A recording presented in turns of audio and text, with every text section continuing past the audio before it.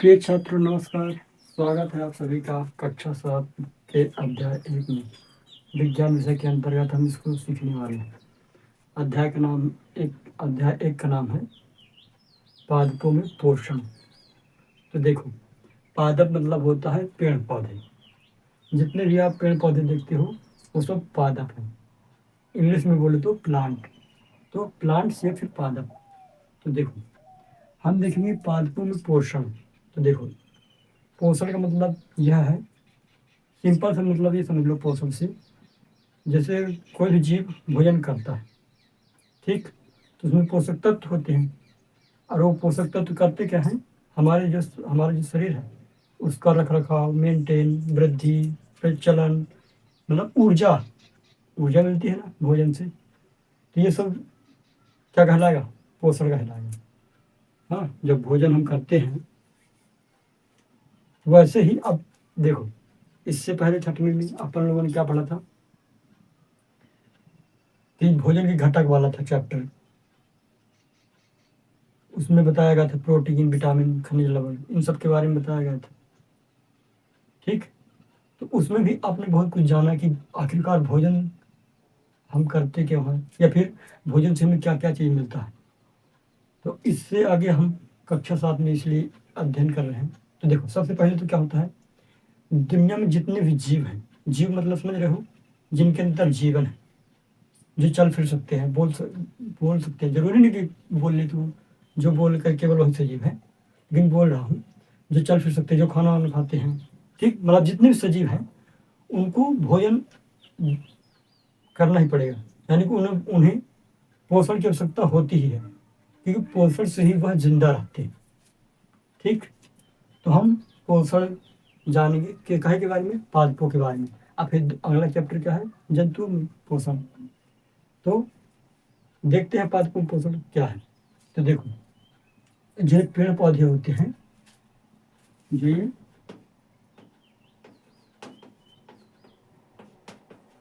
पेड़ पौधे होते हैं, ये अपना भोजन स्वयं बना लेते हैं। ये अपना भोजन स्वयं संश्लेषित कर लेते हैं। कौन, ये जो पेड़ पौधे हैं, ये अपना भोजन खुद से बना लेते हैं। ये अपना भोजन क्या कर लेते हैं, स्वयं बना लेते हैं, स्वयं बनाते हैं।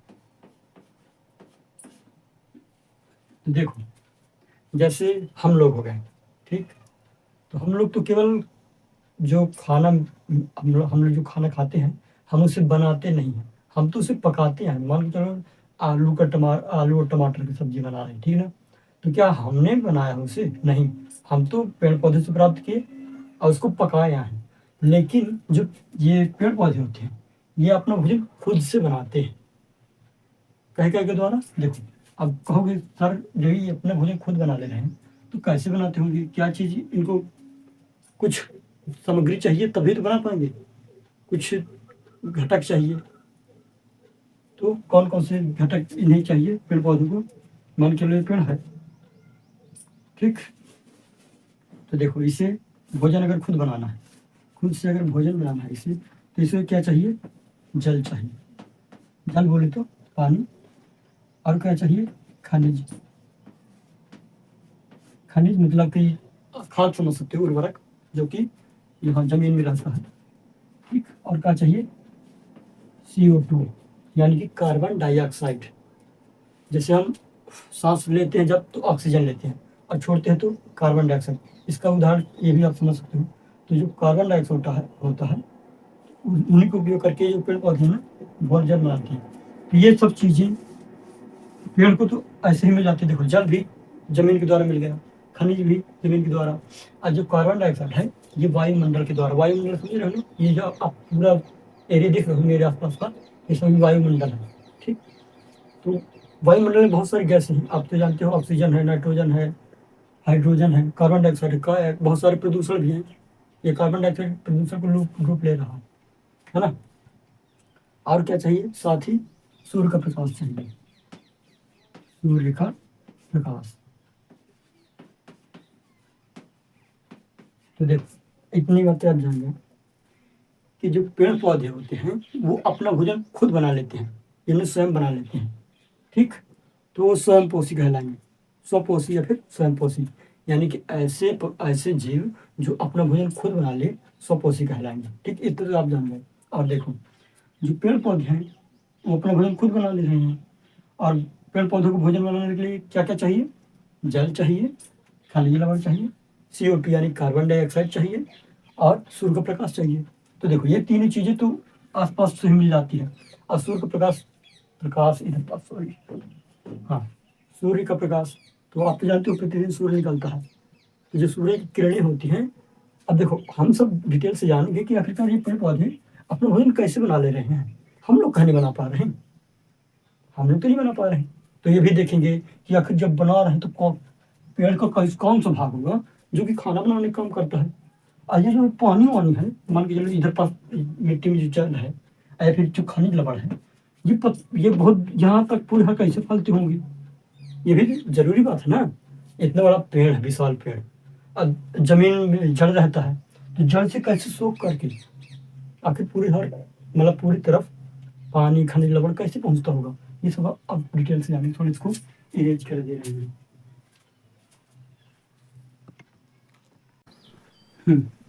तो स्वयंपोषी क्या कहलाते हैं? देखो, स्वयंपोषी मतलब कि जो अपना भोजन खुद बना लें वो स्वयंपोषी कहलाएंगे। ठीक, तो देखो, जो पेड़ पौधे होते हैं वो अपना भोजन खुद से बना लेते हैं, लेकिन ये बात जरूर जानना है आपको कि सभी पेड़ पौधे अपना भोजन नहीं बना पाएंगे। देखो कैसे, कौन पेड़ पौधे, जैसे कि देखो मैं बता दूं पहले से ही, जो केवल हरे पादप है ना, हरे पेड़ पौधे, केवल वही अपना भोजन बना पाएंगे सूर्य की उपस्थिति में, खुद से बना पाएंगे। और कोई और दूसरा पेड़ है जिसकी पत्तियां हरी नहीं है, फिर बताया जाएगा आगे, अमरवेल उदाहरण है, एक ठो अपवाद है, या फिर बहुत सारे हैं, है ना, जो कि अपना भोजन नहीं बना पाते, वो दूसरे के ऊपर आश्रित रहते हैं। तो देखो, जो अपना भोजन खुद से बना ले वो स्वयंपोषी कहलाएंगे।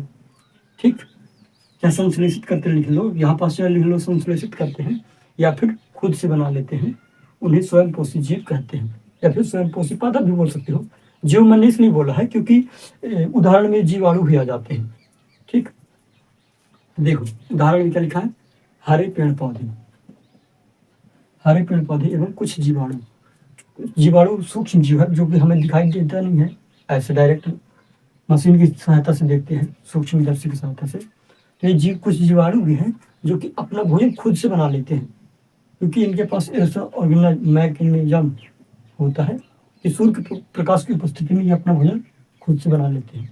ठीक, अब देख, इसके आगे हम देखेंगे कि आखिरकार पेड़ पौधे अपना भोजन किस प्रकार से बनाते हैं, लेकिन अभी अच्छे से जान लो। देखो, जो ऐसे जीव जो अपना भोजन खुद से बना लें तो स्वयंपोषी कहलाएंगे, और ऐसे जीव जो अपना भोजन खुद से नहीं बनाते, या तो दूसरे जीवों पर आश्रित रहते हैं या फिर पेड़ पौधों पर आश्रित रहते हैं, उन्हें हम विषमपोषी कहेंगे। क्या कहेंगे? विषमपोषी। तो पादप को छोड़ करके, मतलब पेड़ पौधे को छोड़ करके आप दुनिया में जितने भी जीव देखते हो वो सब विषमपोषी कैटेगरी में आएंगे। ठीक, जैसे हम, तो हम अपना भोजन खुद नहीं बनाते, तो हम किस श्रेणी में आएंगे? विषमपोषी में। जैसे हो गया बकरी, तो बकरी भी विषमपोषी में आएगी क्योंकि यह अपना भोजन खुद से नहीं बना पा रहे हैं। लेकिन पेड़ पौधे स्वयंपोषी कहलाएंगे। स्वपोषी बोल दो, स्वयंपोषी को बोल दो। ठीक, इसको हटा देता हूं।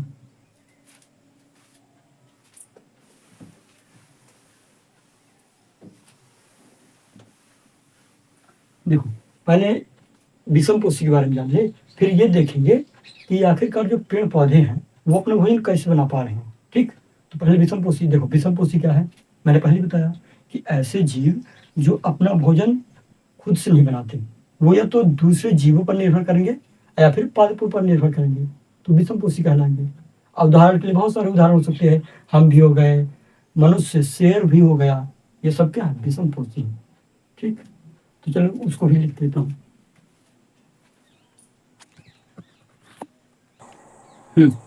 तो विषमपोषी भी आप जान जाएंगे कि विषमपोषी फिकर है क्या। तो देखो, विषमपोषी जो कि अपना भोजन खुद से नहीं बना पाते हैं, अर्थात इसका मतलब यह है कि जो अपना भोजन किससे प्राप्त करेंगे? दूसरे जीवों से, या तो वो जैसे इंसान है तो इंसान तो सर्वाहारी है, तो या तो पेड़ पौधों पर निर्भर होंगे या फिर दूसरे जीवों को मारकर खाएंगे। तो ये सभी क्या है, विषमपोषी। ठीक, उदाहरण भी आप जान गए, उदाहरण में हम भी आ गए। या फिर लास्ट में आप ये भी बोल सकते हो कि जितने भी जंतु जगत, मतलब जितने भी जंतु है ना, जानवर, वो सभी क्या है, विषमपोषी है। क्योंकि पेड़ पौधे तो अपना भोजन खुद बना ले रहे हैं, भले ही हरे पादप बना पा रहे हैं खुद पेड़ अपना भोजन, लेकिन जितने भी आप जंतु देखोगे, पेड़ पौधों को देखोगे तो वो तो अपना भोजन खुद बना ले रहे हैं। और जितने भी आप जंतु देखोगे वो सभी क्या है, विषमपोषी। वो चाहे हम हो, चाहे कुत्ता हो, चाहे बिल्ली हो, चाहे भेड़ हो, चाहे बकरी हो, शेर हो, सियार हो, कुछ भी हो, जितने भी जानवर हैं वो सब क्या है, विषमपोषी हैं। क्योंकि यह अपना भोजन दूसरे जीवों से प्राप्त करते हैं। और जो पेड़ पौधे हैं, मतलब जो पेड़ पौधे हैं, तो क्या दूसरे जीव अपना भोजन प्राप्त करते थे? नहीं, ये अपना भोजन खुद बना ले रहे थे पेड़ पौधे। लेकिन हम लोग अपना भोजन खुद से नहीं बनाते, हम दूसरे जीवों पर निर्भर करते हैं। इसको भी साफ करते हैं। अब ये देखते हैं कि पेड़ पौधे अपना भोजन कैसे बना पा रहे हैं। चलिए देखते हैं। तो इसको मिटा दे रहे हैं, ठीक है ना। समझना है पहले अपन अच्छे से, या फिर पेड़ पौधे अपना भोजन कैसे बना ले रहे हैं, देखें। तो सबसे पहले तो आपने पत्ती तो देखी होगी, ठीक। चलिए कोई दिक्कत नहीं, बना ले रहे हैं, ठीक। मान चलिए लीफ है, अपन को समझना है ना केवल, ठीक। क्योंकि अपन को तो ये देखना कि पेड़ पौधे अपना भोजन खुद कैसे बना पा रहे हैं, ठीक। तो मान चलिए ये लीफ है, क्योंकि मेन अभी यही है, हमें यहाँ से स्टार्ट करना है। क्योंकि आप इतना जानिए, जो पत्तियां है ना, पादप की खाद्य फैक्ट्रियां होती हैं। तो पादप की खाद्य फैक्ट्री कौन होता है, पत्तियां।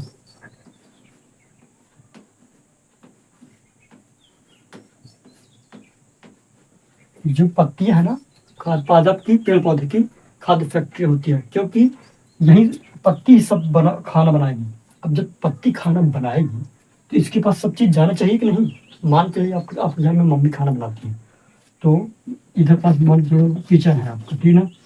तो इधर खाना बनाना है, तो जब इधर पास सब चीज इकट्ठा रखा होगा, चावल दाल, मतलब बना बनाया नहीं, वो आटा, सब्जी, वो आलू टमाटर की, है ना।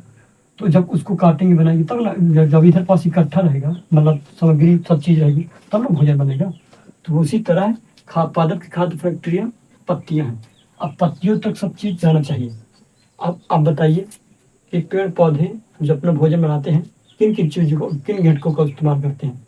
मैंने बताया था, अगर ये बता दो तो आप खुद बता दो। देखो पहले बता दे रहा हूँ, जल। जल की आवश्यकता थी, और किसकी आवश्यकता थी, खनिज की, ठीक है, जो कि मिट्टी से प्राप्त हो जाएगा। और किसकी आवश्यकता थी, हाँ कोई सूर्य का प्रकाश बोल रहा है, हाँ ठीक, सूर्य का प्रकाश तो जरूरी है। हाँ, और कार्बन डाइऑक्साइड, CO2 में लिख लीजिएगा फिर, हाँ कार्बन डाइऑक्साइड में लिख के CO2 लिख लीजिएगा। और क्या चाहिए था, सूर्य का प्रकाश। सूर्य का प्रकाश इस तरह बना दे रहा हूँ, आप जानिए सूर्य का प्रकाश के पास, ठीक। तो ये सभी चीजों को उपयोग करके पेड़ पौधे अपना भोजन पत्ती के साथ बना लेंगे। देखो अब पत्ती कैसी होती है, हरी होती है। पत्ती कैसी होती है, हरी। तो हरी होती है, इसका मतलब पत्ती में कुछ ना कुछ होना चाहिए जो कि हरा रंग देगा। तो पत्तियों का हरा रंग किसके कारण होता है, क्लोरोफिल के कारण। तो देखो इसको जान लीजिए, पादप की खाद्य फैक्ट्री कौन है, पत्तियां हैं। पत्तियों का हरा रंग, पत्तियों का, या फिर पत्ती लिख दो कोई दिक्कत नहीं, पत्तियों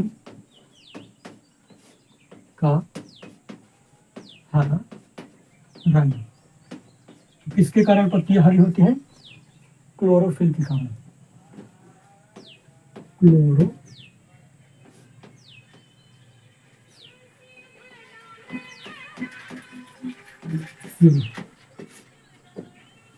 तो क्लोरोफिल के कारण पत्तियों का रंग कैसा होता है, हरा रंग होता है। देखो आप मेजर चीजें जान गए हो, लेकिन अब और बताते हैं। देखो, पत्ती हरी होती है तो जान गए क्लोरोफिल की वजह से। और पत्तियों में पता क्या होता है, रंध्र होते हैं, छोटे छोटे रंध्र।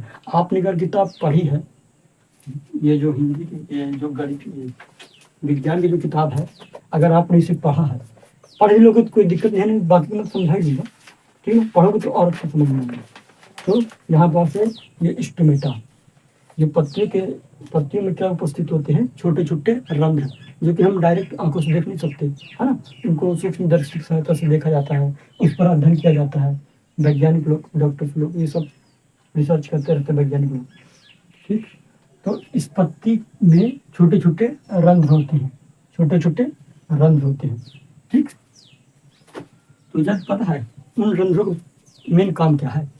जैसे देखिए, ये रंध्र है, ये रंध्र का चित्र है, ठीक है। ये पत्ती है, पत्ती का हरा रंग किसकी वजह, किस पिगमेंट के कारण से होता है, क्लोरोफिल। पत्तियों का हरा रंग क्लोरोफिल। ठीक, ये जूम करके बताया गया है इधर पास। ये क्या है, रंध्र है, रंध्र बोलो या फिर स्टोमेटा बोल दो। ये रंध्र ओपनिंग दिख रहा है, इधर पास लिखा है रंध्री द्वार। तो रंध्री द्वार के द्वारा, देखो अभी रंध्री द्वार को बताता हूँ, ठीक है। तो रंध्री द्वार, तो जब प्रकाश संश्लेषण या फिर भोजन जब पेड़ पौधे बनाते हैं तो रंध्र खुल जाता है। क्या हो जाता है, रंध्र खुल जाता है। तो रंध्र पता क्या करता है, हवा या फिर वायु का आदान प्रदान करता है, गैसों का आदान प्रदान।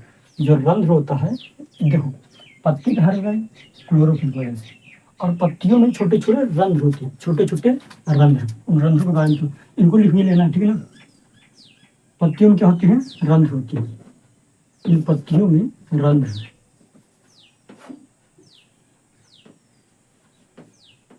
रंध्र होती है, जो कि क्या करती है, रंध्र करती क्या है, गैसों का आदान प्रदान, गैसों का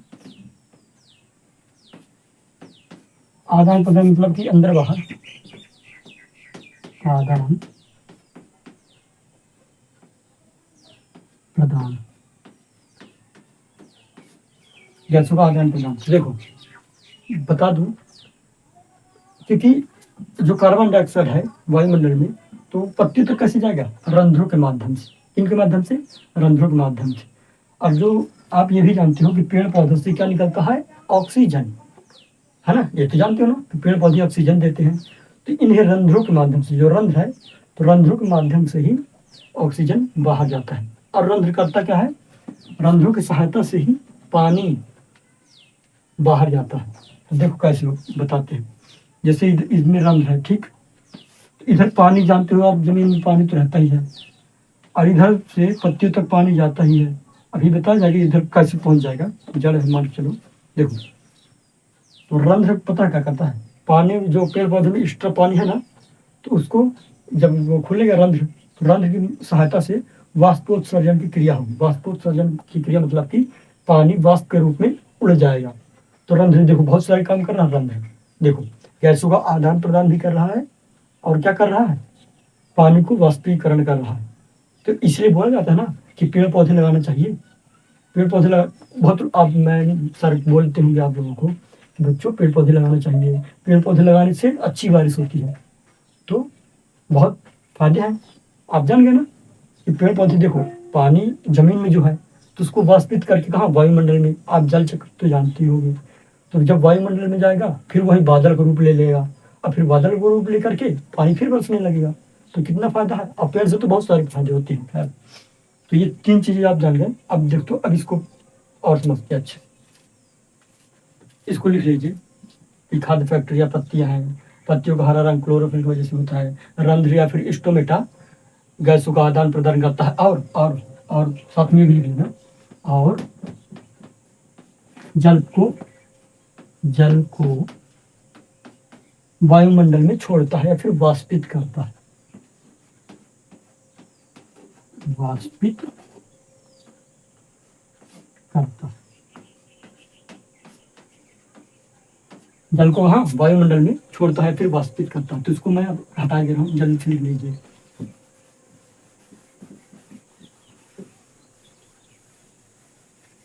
अब देखिए मेन क्या है, पत्ती, पत्ती ही भोजन बनाएगी। ठीक, तो आप रंध्र भी जान गए हो, है ना, रंध्र भी होते हैं छोटे छोटे। हरा रंग भी जान गए कैसे होता पत्ती का। देखो अब क्या, इधर पास हम सूर्य, मान के चलो सूर्य का प्रकाश, ये सूर्य आ गए। ठीक, ये सूर्य, हालांकि इस तरह सूर्य ना तो बना ही नहीं, कोई दिक्कत नहीं है। ना मैं चित्र बनाने में तो इतना वो नहीं हूँ। हाँ चलो सूर्य की किरणें आई, चलो ठीक है, सूर्य की किरणें आ रही, ये आ रही सूर्य की किरणें। ठीक, चलो पत्ते तक सूर्य की किरणें तो आ गई। और क्या चाहिए था, जल चाहिए था। जल जो कि हम यहाँ जमीन में रहता है जल, और क्या रहता है, खनिज लवण।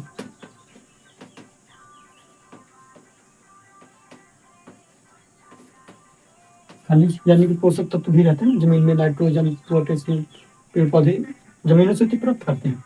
तो जल और खनिज लवण है। और क्या चाहिए था, CO2 यानी कार्बन डाइऑक्साइड, कार्बन डाइऑक्साइड।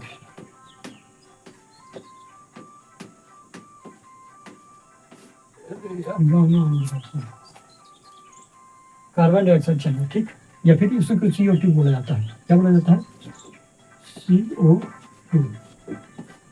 ठीक, कार्बन डाइऑक्साइड। तो कार्बन डाइऑक्साइड तो वायुमंडल से मिल गया। अब वो किसके माध्यम से अंदर जाएगा, स्टोमेटा यानी कि रंध्र के माध्यम से पत्ती तक जाएगा। ठीक, चलो देखो अब सब चीज मिल गया ना, पत्ती तक सब चीज चली जाएगी ना। देखो ये तो वायुमंडल से मिल गया इसे पत्ती को, असुर को प्रकाश तो मिल ही गया। खनिज और जो जल है वह तनों के माध्यम से, तनों के माध्यम से पत्तियों तक जाएगा। क्योंकि तनों में पता क्या होता है, वाहिकाएं होती हैं,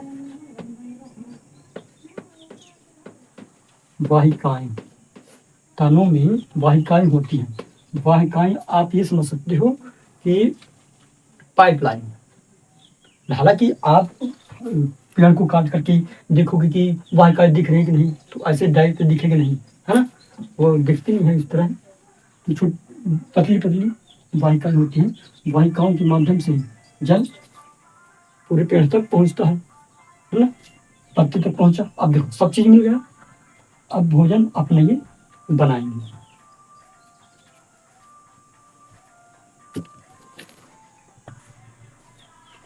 तो इन्हीं सब का उपयोग करके बनाएंगे। देखो सूर्य के प्रकाश में ऊर्जा होता है। अब ये बता, अब मैं कुछ आपसे पूछ रहा हूँ, पेड़ पर पत्तियों का हरा रंग किस कारण से होता है, मतलब पत्तियों का हरा रंग कौन देता है, क्लोरोफिल।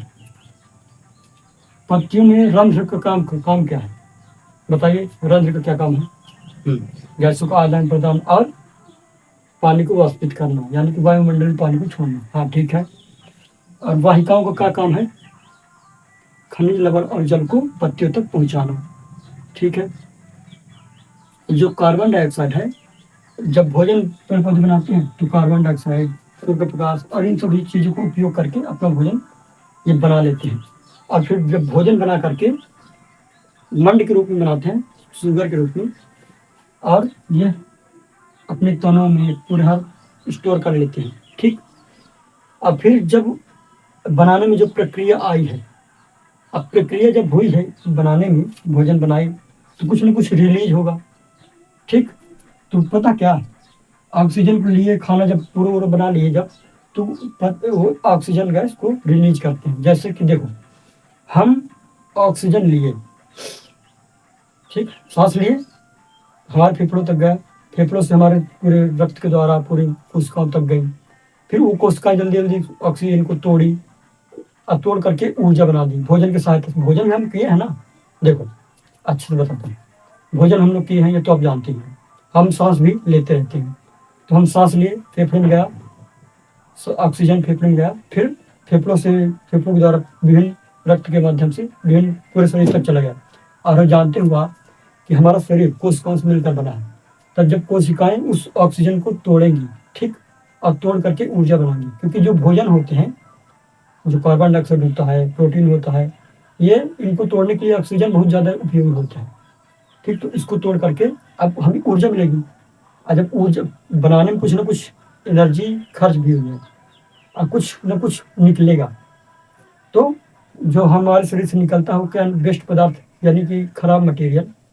जब काम अच्छे से बताइए, कहीं भी काम चलता है तो कुछ कचरा निकलता है कि नहीं, कचरा निकलता है तो उसको फेंक दिया जाता है, बाहर निकाल दिया जाता है। वैसे ही जब हमारे शरीर में इतना सारा काम हुआ तो कुछ कचरा बना, वो कचरा हमारे शरीर से बाहर निकल जा रहा है गैस के रूप में। कौन सी गैस? Carbon dioxide. जो हम छोड़ते हैं कार्बन डाइऑक्साइड और लेते हैं ऑक्सीजन। अब पेड़ों की तुलना में क्या होता है, पेड़ उल्टा, जब पेड़ पौधे अपना भोजन खुद बनाते हैं तो कार्बन डाइऑक्साइड को लेते हैं और ऑक्सीजन को छोड़ते हैं। लेकिन रात में पता क्या होता है, रात में पेड़ पौधे ऑक्सीजन ग्रहण करते हैं। समझ जाइए, रात में पेड़ पौधे ऑक्सीजन को ग्रहण करते हैं। ठीक, वो ऑक्सीजन कब छोड़ेंगे? जब फोटोसिंथेसिस यानी कि सूर्य का प्रकाश उपस्थित होगा तब। और रात में पता है, आप कहोगे कि सर ये तो इस तरह में तो रात को ऑक्सीजन ही कम हो जाएगी। नहीं, ऑक्सीजन कम नहीं होती, फिर भी तब भी मेंटेन बना रहता है। और देखो, ये समझ गया ना, थोड़ा सा बता दे रहा हूँ। पता है क्या है, पेड़ पौधे जितना ऑक्सीजन देते हैं ना, उससे ज़्यादा तो समुद्र से ऑक्सीजन निकलता है। समुद्र, बड़े बड़े महासागर देखे हैं ना, सुने हैं नाम समुद्रों से, क्योंकि समुद्रों में सूक्ष्म जीव होते हैं, वो ऑक्सीजन का निर्माण करते हैं। वो कैसे करते हैं अभी ये जानने की आवश्यकता नहीं है। इतना जान जाइए कि समुद्र में उपस्थित जो छोटे छोटे जीव हैं वो भी ऑक्सीजन का प्रोड्यूस करते हैं, वो भी ऑक्सीजन निकालते हैं। इसीलिए मैंने बोला था ना पहले ही कि कुछ सूक्ष्म जीव यानी जीवाणु भी है जो कि अपना भोजन प्रकाश की उपस्थिति में करते हैं। और जब प्रकाश की उपस्थिति में करेंगे तो ऑक्सीजन रिलीज करेंगे, है ना। चलिए, इसको भी मिटा देता हूँ।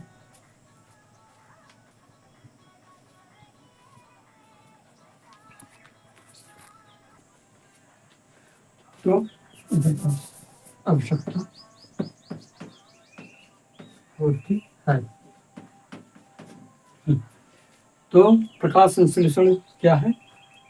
तो पौधों द्वारा यानी पेड़ पौधे द्वारा जो भोजन बना ले रहे हैं सूर्य की उपस्थिति में, वही क्या है? प्रकाश संश्लेषण है। देखो, इसको बहुत तरीके से भी लिखा जा सकता था, है ना।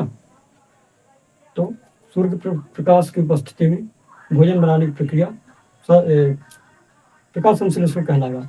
और प्रकाश संश्लेषण के लिए क्या क्या आवश्यकता होता है? सूर्य का प्रकाश तो मिल ही गया, खनिज लवण होता है, सॉरी खनिज बोल सकते हो, खनिज लवण भी बोल सकते हो, पानी, खनिज और कार्बन डाइऑक्साइड की आवश्यकता होती है, जो कि यहीं से मिल जाता है, वायुमंडल में ही उपस्थित होता है। देखो, जो मिट्टी है, मिट्टी में क्या क्या? जल और खनिज, और वायुमंडल में क्या? Carbon dioxide. तो ये सभी चीजें तो परिवेश में ही मिल जा रही हैं, और सूर्य का प्रकाश तो मिल ही रहा है। तो इन सभी चीजें जब मिल जाएगी तो पेड़ पौधे अपना भोजन खुद बना लेंगे। तो यही क्या है, मेन बात है आपको समझना। इतना बड़ा भले ही है, सोच सकते हो सर जी इतना बड़ा कैसे हम याद करेंगे कि प्रकाश की सूर्य पौधों द्वारा बना सूर्य की उपस्थिति में भोजन बनाने की प्रक्रिया को प्रकाश संश्लेषण कहते हैं। तो देखो, मैंने तो पहले समझाया ना कि आप सूर्य का प्रकाश तो रोज ही देखते हो, तो पेड़ पौधे भी देखते हो। अब तो ये भी जानिए कि पेड़ पौधों का हरा रंग पत्तियों का गाय होता है। बताइए गाय का किसके रंग से होता है पत्ती का हरा रंग? 4 बार पूछूंगे, 5 बार पूछूंगे आपसे, जब तक बन नहीं गए तब तक पूछूंगे। बताइए, क्लोरोफिल। बिल्कुल, अब इसको मिटा दी।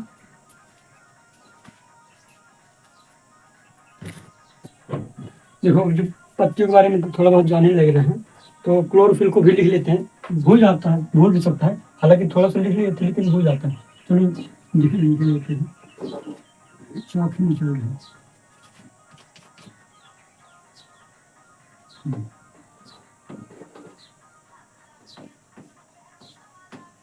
क्लोरोफिल क्या? देखो, क्वेश्चन ये आगे क्लोरोफिल क्या है, तो आप वही वाला आंसर दोगे जो ये वाला है। या फिर ये बोला जाए क्वेश्चन में कि पेड़ पौधों का हरा रंग क्यों होता है ना, तो आप बता दोगे क्लोरोफिल। तो क्लोरोफिल के बारे में देखो जानते हैं, तो क्लोरोफिल पत्तियों को हरा रंग देता है। या फिर ये लिख सकते हो, क्लोरोफिल हरे रंग का वर्णक है जो कि पेड़ पौधों की पत्तियों में उपस्थित होता है। ये भी लिख सकते हो, तो लिख सकते हो क्लोरोफिल एक हरे रंग का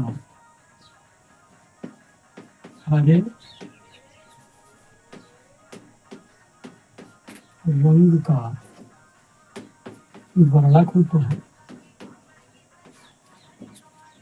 हरे रंग का वर्णक मतलब कि हरा रंग देता है, तो आप ये भी लिख सकते हैं हरे रंग का वर्णक होता है जो पादप के पत्तियों को हरा रंग देता है, हरा रंग देता है।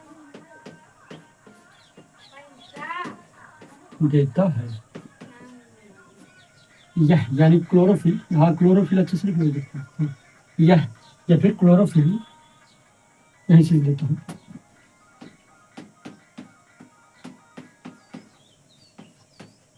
क्लोरोफिल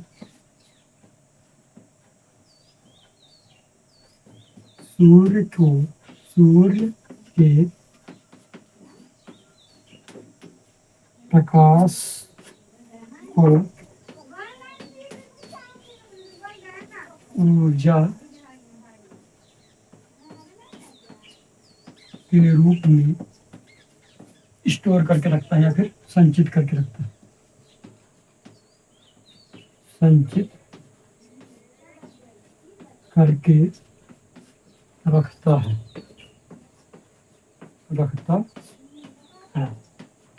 देखो क्लोरोफिल तो आप जानते हो पेड़ पौधों जो पत्तियां होती है क्लोरोफिल के कारण हरी होती है।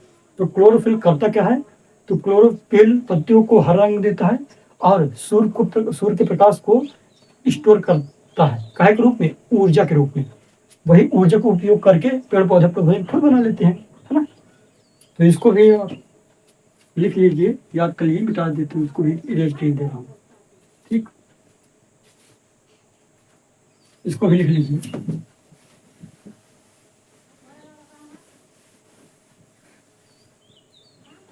नंबर अगला,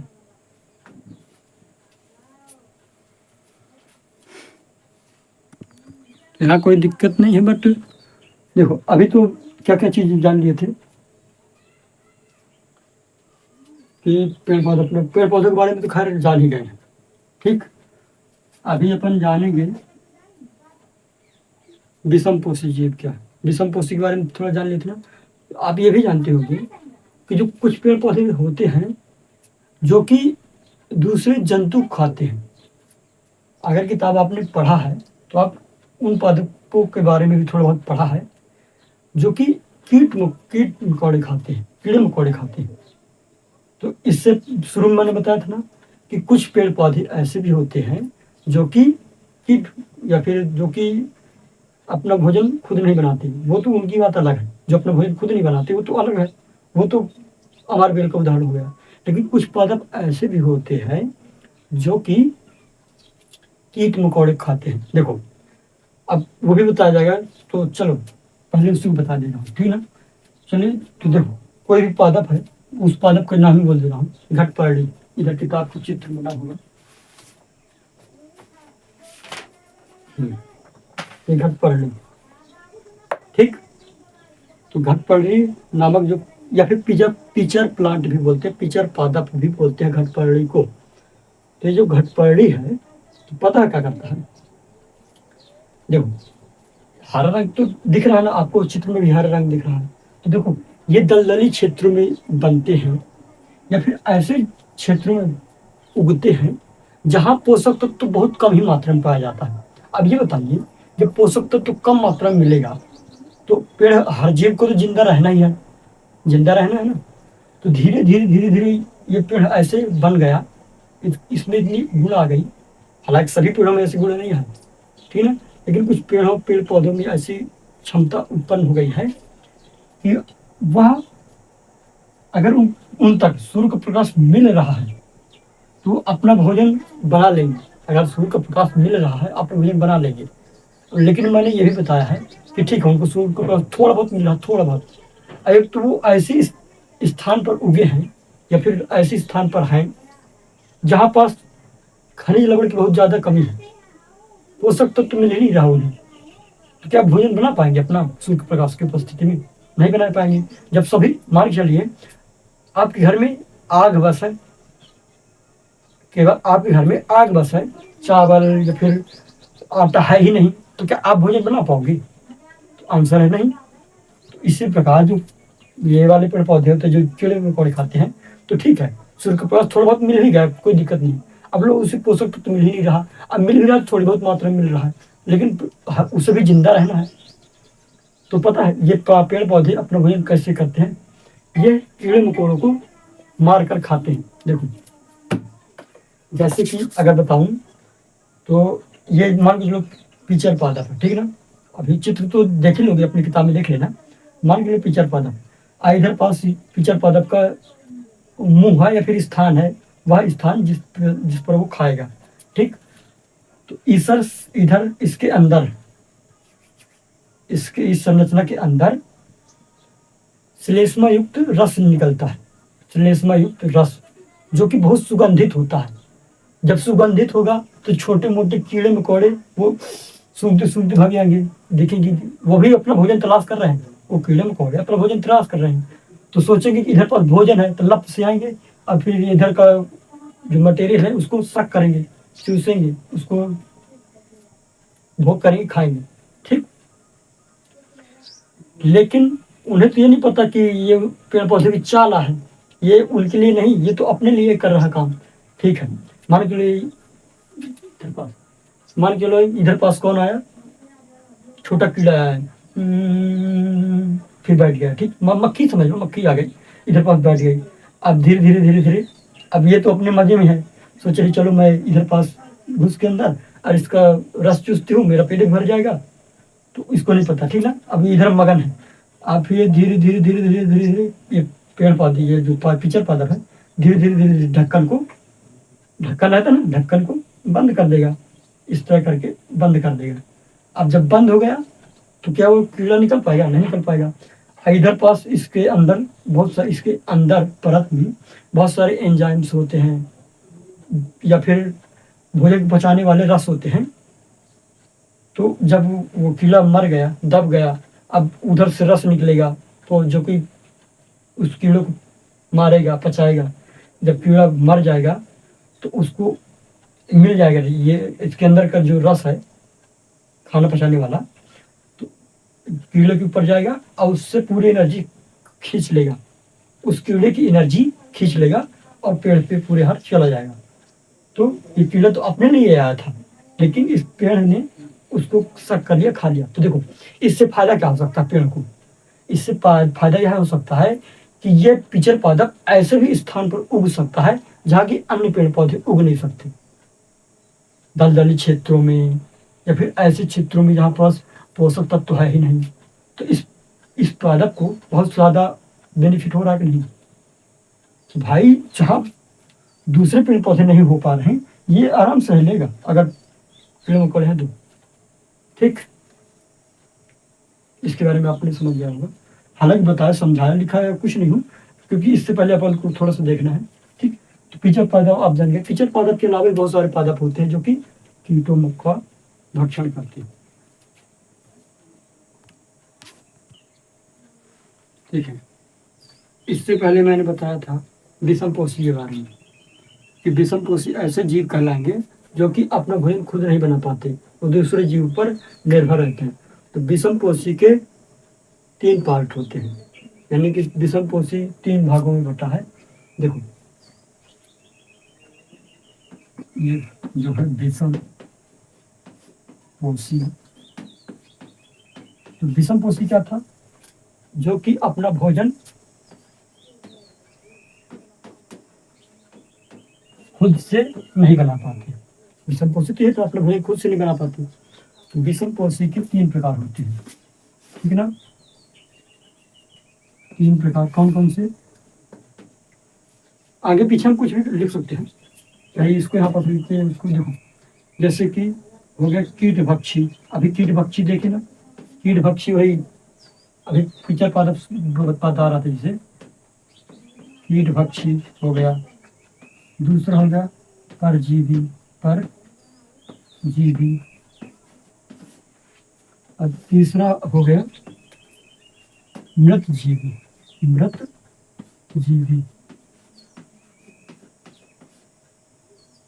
मृतजीवी या फिर मृतोपजीवी या मृतोपजीवी, मृतोपजीवी। तो देखिए फिर से बता दे रहा हूँ, देखो स्वयं पोषी या फिर स्वपोषी क्या था, जो कि अपने भोजन खुद बना ले रहे हैं, वो स्वयं पोषी कहलाएंगे, जैसे पेड़ पौधे। और फिर अपने क्या पढ़ा था, विषम पोषी, जो कि अपना भोजन खुद नहीं बना पाते, या तो दूसरे जीवों पर निर्भर करेंगे या फिर पेड़ पौधों पर निर्भर करेंगे, तो विषम पोषी कहलाएंगे। अब विषम पोषी के 3 प्रकार हैं या फिर 3 भाग हैं, 3 पार्ट है, कुछ भी बोल सकते हो। तो विषम पोषी 3 प्रकार के होते हैं। कौन कौन से? कीटभक्षी, परजीवी और मृतजीवी या फिर मृतोपजीवी। तो देखो कीट भक्षी तो हमने पढ़ा है, कीट भक्षी मतलब कि जो कि कीटों को भक्षण करे। हमने पिक्चर पादप देखा ना कि ऐसे भी पादप थे जो कि कीटों को खाते हैं, उसको भी देख लिया। देखो अभी परजीवी के बारे में जानते हैं, पैरासाइट या फिर परजीवी। तो यह पता क्या होता है, ये ऐसे जीव होते हैं, ये ऐसे जीव होते हैं जो कि किसी जीवित शरीर पर वास करते हैं, या तो शरीर के अंदर रहते हैं या फिर ऊपर लपटे रहते, चिपके रहते हैं। यह जीवित जीवों के अंदर या बाहर चिपके रहते हैं, अंदर या बाहर चिपके रहते हैं,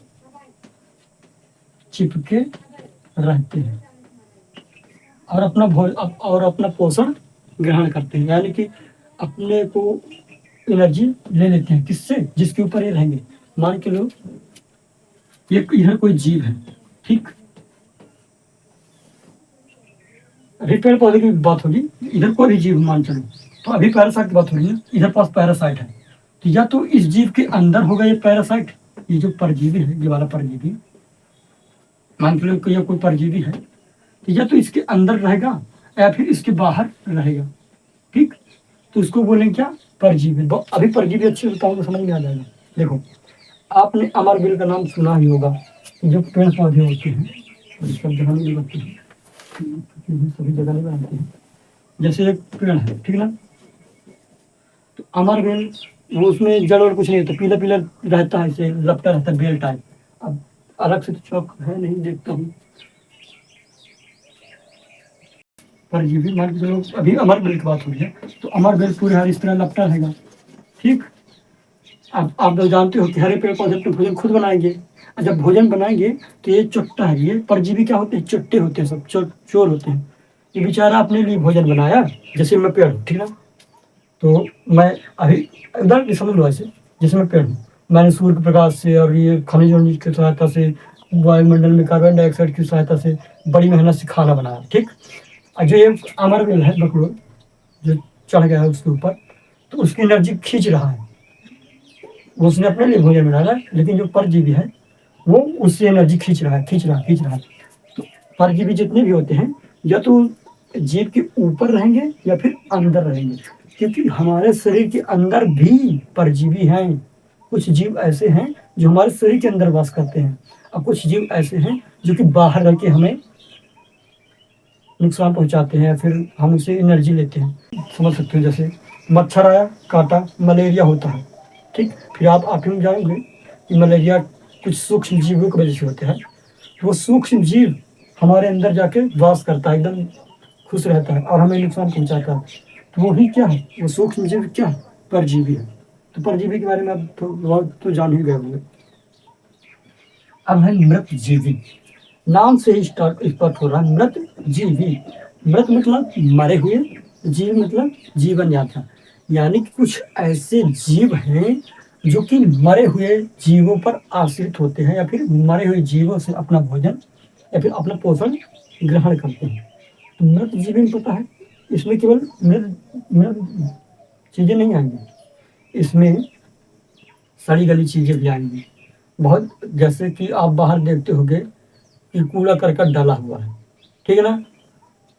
आप सबसे बड़ा एग्ज़ाम्पल अच्छे से बताते हैं, देखिए, आपने ये देखा होगा, जैसे कोई जानवर मर गया, ठीक? तो उसको बाहर फेंक दिए।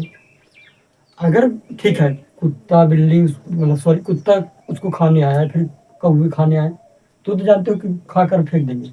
लेकिन अगर कोई जीव भी, कुत्ता बिल्ली भी नहीं रहेगा ना, तो थोड़े समय बाद आप ये देखोगे कि वहाँ की हड्डी भर बची रहेगी और पूरा मांस-वांस सब गायब, जैसे कोई जानवर मर गया, ठीक? तो धीरे-धीरे वह सड़ जाएगा। मांस धीरे-धीरे सड़ता जाएगा, सड़ता जाएगा, सड़ता जाएगा। फिर उस पर कौन से जीव आ जाएँगे? ये मृत जीव। तो मृत जीव उसके ऊपर आक्रमण कर देंगे, उसको खाएँगे एकदम, खा के और फिर कहाँ चले उसको, मतलब फिर नीचे चले जाएँगे, मिट्टी में चले जाएँगे। तो इससे फ़ायदा पता क्या है? जो मर गई थी, जानवर मर गया था, उसका पोषक तत्व उन्होंने कहाँ मिला दिया? ज़मीन में मिला दिया। इसकी एनर्जी ज़मीन में मिला दिया, प्लस ये जीवित रहेगा। अभी देखते हैं, जैसे कोई चीज़ सड़ चुकी है, ठीक? तो आप मृत जीवी, जितने भी जीव होते हैं मृत जीवी, तो सड़ी गली चीज़ों में रहते हैं। हालाँकि कवक, कवक के बारे में नाम सुना होगा, कवक भी सड़ी गली स्थानों पर पाए जाते हैं, ठीक? तो ये क्या करते हैं, अपशिष्ट पदार्थों को सोख करके मृदा में मिला देते हैं, ठीक? इतना तो आपको समझ में आ गया है, इसको मिटा के फिर बताते हैं अच्छे से।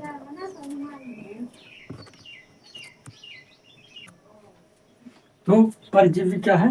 तो ऐसे जीव जो किसी भी जीव के ऊपर या फिर अंदर रहते हैं और उनसे ही एनर्जी को खींचते रहते हैं, ठीक है? जैसे कि अगर जुआ, जुआ आपने नाम सुना है ना, या फिर खटमल, तो आपके शरीर में ही होता है ना, और शरीर में रह कर उसमें रहेगा और उसी से एनर्जी खींचता रहेगा, खींचता रहेगा, खींचता रहेगा। एक तो वहीं रहेगा और उसी से पोषण खींच रहा है, हमें और दूसरे जीव को लाभ भी नहीं पहुंचा रहा किसी प्रकार से।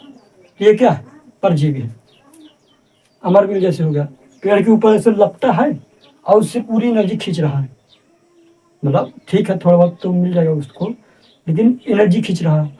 तो या तो अंदर रहेगा या फिर किसी जीव के ऊपर रहेगा। अगर हम अपने को देखो तो क्या हम परजीवी कहलाएंगे? तो आंसर है नहीं, हम परजीवी नहीं कहलाएंगे, क्योंकि हम किसी भी जीवित जीव के ऊपर नहीं चढ़ जाते हैं, अल्लाह किसी जीवी जीव के अंदर है, तो हम परजीवी नहीं है। परजीवी तो ये है बकलोल, ये अमरवेल।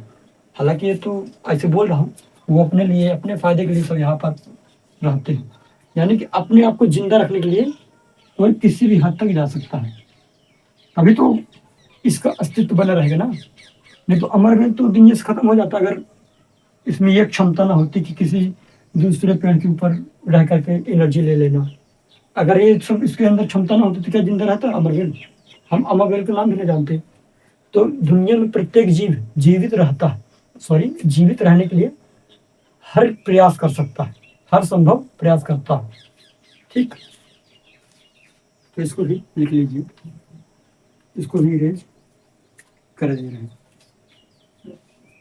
देखो इसके बाद अभी देखो इसके बाद आप क्या बताएंगे? मृत मृतोपजीवी। मृतोपजीवी क्या थे? ऐसे जीव, देखो अब मैं मृतोपजीवी लिख के फिर समझाऊं नहीं। देखो ऐसे जीव जो कि सड़ी गली चीजों से या फिर मृत जीवों से अपना भोजन प्राप्त करेंगे, अपना पोषण प्राप्त करेंगे, अपना भोजन प्राप्त करेंगे, कुछ भी बोल सकते हैं। तो क्या कहलाएंगे? मृत मृत जीव या फिर मृतोपजीवी। तो इसको भी मैं इरेज कर दे रहा हूँ।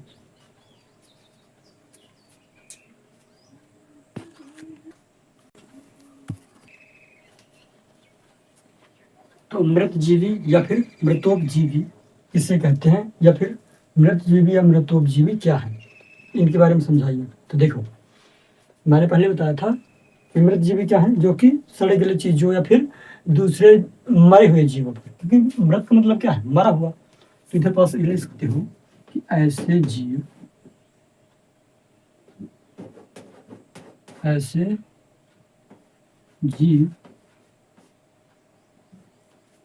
जो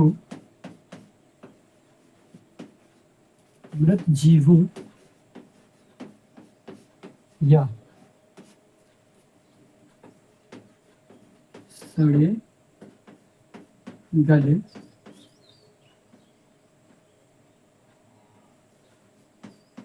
भागों, या फिर क्षेत्रों भी लिख सकते हो, जगह, सड़े गले भागों से अपना पोषण। अच्छा, भागों लिख के यहाँ पास क्षेत्रों लिख देंगे, कोई दिक्कत नहीं है। क्षेत्र मतलब जगह, जगह लिख दें, चलो आपके लिए जगह लिख देते हैं, जगह। सड़े गले जगह से अपना पोषण प्राप्त करते हैं। जगह लिख दो, स्थान लिख दो, जो आपको बेहतर लगे वो लिख दो इधर पास। प्राप्त, अपने भोजन प्राप्त करते हैं, क्या कहलाएंगे? मृतोपजीवी कहलाएंगे। तो उदाहरण में जैसे हो गया कवक, कवक, भुंडा, भुंडा नाम सुने हो? कवक मशरूम टाइप होता है ना, मशरूम ही होता है एक प्रकार का कवक, ठीक।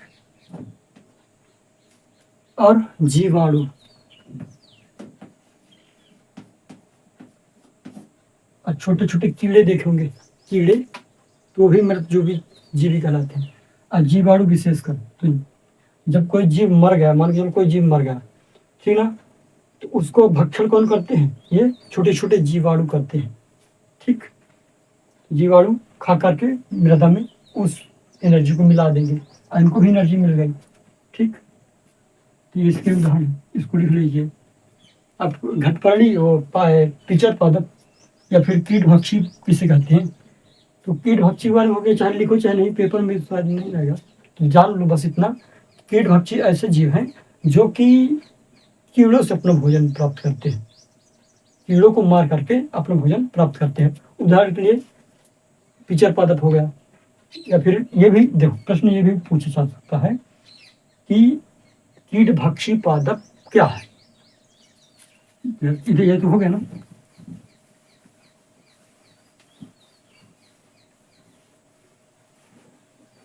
जैसे इधर पास पूछा जाएगा कीट, चल ही नहीं रहा, कीट भक्षी पादप, ठीक है ना। कीट भक्षी पादप क्या है, फिर किसे कहते हैं? तो कीट भक्षी पादप पता क्या है? ये ऐसे जीव हैं जो कि अपना पोषण छोटे छोटे कीड़ों को मार करके करते हैं। अपना पोषण, अपना, ये जो कीट भक्षी पादप है, ये अपना पोषण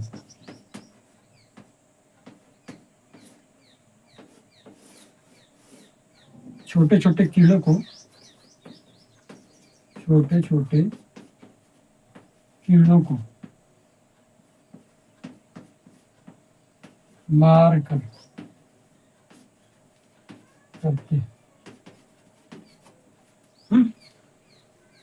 ये अपने अपना पेट कैसे भरते हैं, या फिर अपने शरीर का मेंटेन कैसे बनाए रखते हैं? छोटे मोटे कीड़ों को मार कर खाते हैं। हालांकि देखो, ये कीट भक्षी जो पादप है ना, इनको अगर सूर्य का प्रकाश या फिर थोड़ा बहुत सूर्य का प्रकाश मिल रहा है ना, तो अपना भोजन सूर्य के प्रकाश से बना लेंगे, खुद भी बना लेंगे, अपना जो भोजन खुद से बना लेंगे। लेकिन यह छोटे मोटे कीड़ों को भी भक्षण करते हैं। यह कैसे स्थानों पर, ऐसे स्थानों पर पाए जाएंगे जहाँ की मृदा में खनिज लवण न होगा, या फिर मतलब पोषक तत्व न होगा, या फिर बहुत कम प्रकाश पहुंचता होगा। ये कीट भक्षी कहाँ पास रहेंगे? जैसे स्थान, मतलब ये कहाँ पास रहेंगे? तो जहां सूर्य का प्रकाश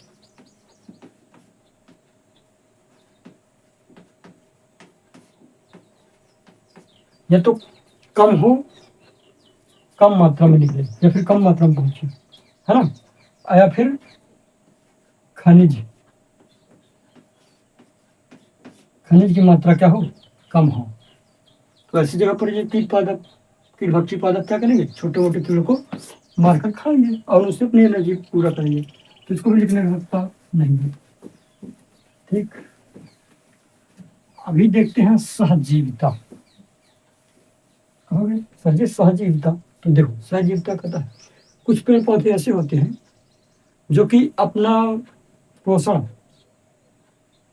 एक दूसरे के साथ रह करके मेंटेन बनाए रखते हैं। अब देखता हूँ कि शायद इसके अलावा कुछ है कि नहीं तो अपन बढ़ते हैं सीधा किसके ऊपर, अपने अध्याय के ऊपर बढ़ते हैं।